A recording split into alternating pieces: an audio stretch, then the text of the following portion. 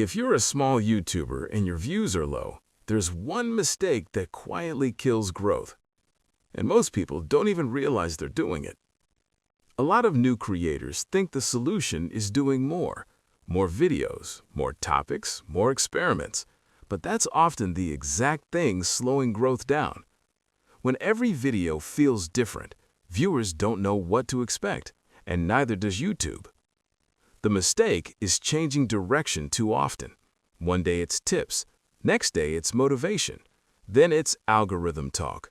Each video might be fine on its own, but together they confuse the system and the audience. Growth starts when you repeat the same core problem for the same type of viewer. Not forever, just long enough for people to recognize you. Clarity beats creativity early on.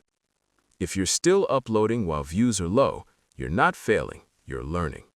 I'm building this step by step too, and sharing what actually helps small channels. If that's you, you're in the right place.